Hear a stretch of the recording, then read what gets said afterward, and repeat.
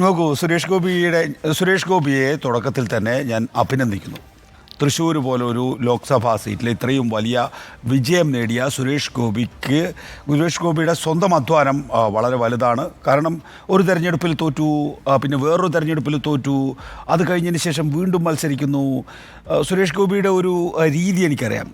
വ്യക്തിപരമായി ഇതൊക്കെ സംഘടിപ്പിക്കുന്നത് സുരേഷ് ഗോപിയാണ്. അതായത് നരേന്ദ്രമോദി അവിടെ വരണം എന്ന് ഇൻസിസ്റ്റ് ചെയ്യുന്നത്, അമിത്ഷാ അവിടെ ലോഞ്ച് ചെയ്യണം എന്ന് ഇൻസിസ്റ്റ് ചെയ്യുന്നത് ഓർമ്മയില്ല ഉണ്ണി? സുരേഷ് ഗോപിയുടെ ലോഞ്ചിങ് നടക്കുന്നത് സാധാരണഗതിയിൽ അമിത്ഷാ വന്നതിന് ശേഷം ഒരു നേതാവിനെ വേദിയിലേക്ക് വരില്ല. ഈ പ്ലാൻ സുരേഷ് ഗോപിയുടെ ആയിരിക്കും, അതെനിക്ക് ഉറപ്പാണ്.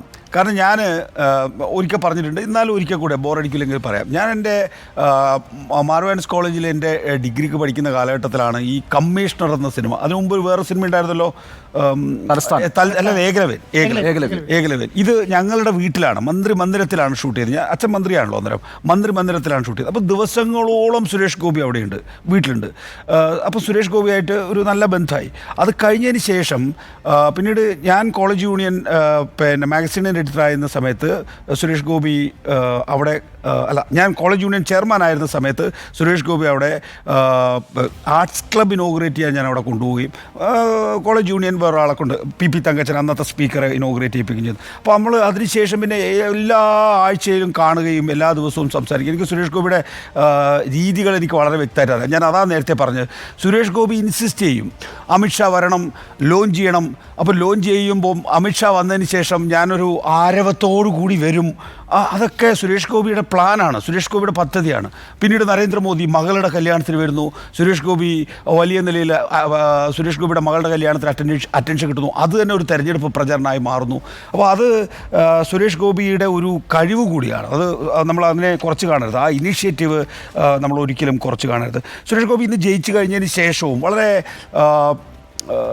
യഥാർത്ഥത്തിൽ യാഥാർത്ഥ്യ ബോധത്തിൽ ഊന്നിയിട്ടാണ് സുരേഷ് ഗോപി കാര്യങ്ങൾ പറയുന്നത്. നേരത്തെ സ്മൃതി ചൂണ്ടിക്കാണിച്ച പോലെ തൃശ്ശൂരിലെ യഥാർത്ഥ മതേതര പ്രജാദൈവങ്ങളെ വണങ്ങുന്നു എന്നാണ് സുരേഷ് ഗോപി പറയുന്നത്. വെച്ച് കഴിഞ്ഞാൽ സുരേഷ് ഗോപി BJP സ്ഥാനാർത്ഥിയായിട്ട് പോലും ഈ പറയുന്ന മതേതര വോട്ടുകൾ തനിക്ക് കിട്ടിയതാണല്ലോ അദ്ദേഹം ഉദ്ദേശിക്കുന്നത്.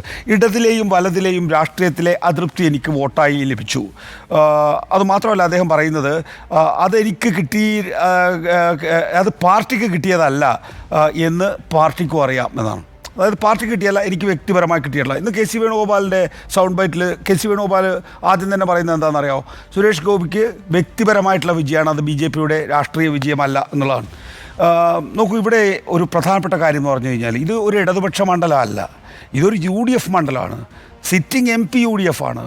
ആ സിറ്റിംഗ് MPയെ അട്ടിമറിച്ചിട്ടാണ് സുരേഷ് ഗോപി ജയിക്കുന്നത്. ഒന്ന്. രണ്ടാമത്തെ കാര്യം എന്ന് പറഞ്ഞാൽ UDF അവിടെ 3-ാം സ്ഥാനത്തേക്ക് പോയിരിക്കുന്നു എന്നുള്ളതാണ്. ആ പോയ UDF നേതാവ് ഇപ്പോൾ കണ്ടം വഴി ഓടുകയാണ് ചെയ്യുന്നത്.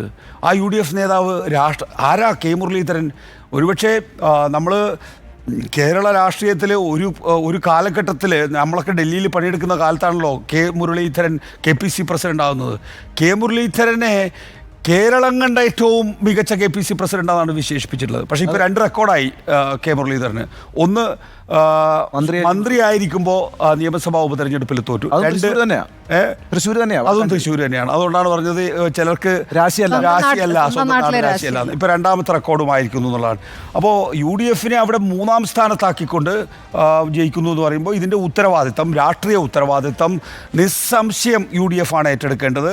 അത് ഇടതിൻ്റെ മണ്ഡലമല്ല, UDFൻ്റെ മണ്ഡലമാണ് എന്നുള്ളതുകൊണ്ട്, UDFനെയാണ് 3-ാം സ്ഥാനത്തേക്ക് ആക്കിയത് എന്നുള്ളതുകൊണ്ട് 90,000 വോട്ടുകൾ UDFിൽ നിന്നാണ് പോയിരിക്കുന്നത് എന്നുള്ളത് കൊണ്ട് മാത്രമല്ല, ഇന്നിപ്പോൾ CPIയുടെ K രാജൻ ചോദിച്ചിരിക്കുന്നത് ഡീൽ മുരളി അറിഞ്ഞിട്ടാണോ അറിയാത്തതാണോ എന്നുള്ളതാണ്. മുരളി അടുത്ത ദിവസങ്ങളിൽ അതിനെക്കുറിച്ച് പ്രതികരിക്കുമായിരിക്കും.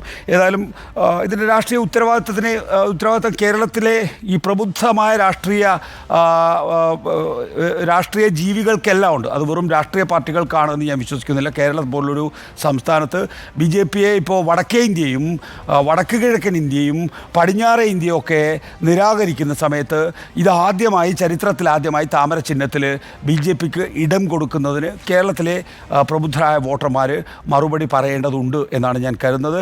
അതിനകത്ത് പക്ഷേ ഒരു വിജയി എന്നുള്ള നിലയിൽ സുരേഷ് ഗോപി ഇത്രയും അധ്വാനിച്ചുണ്ടാക്കിയ വിജയി എന്നുള്ളതിൽ വ്യക്തിപരമായി ഞാൻ സുരേഷ് ഗോപിയെ അഭിനന്ദിക്കുകയും ചെയ്യുന്നു. ഇതിൻ്റെ ഒറ്റ കാര്യം, രാഷ്ട്രീയമായി ഇതിൻ്റെ അക്കൗണ്ടബിലിറ്റി LDF-നുണ്ട്, UDF-നുണ്ട്, UDF-ന് കൂടുതലാണ്. ഓക്കെ.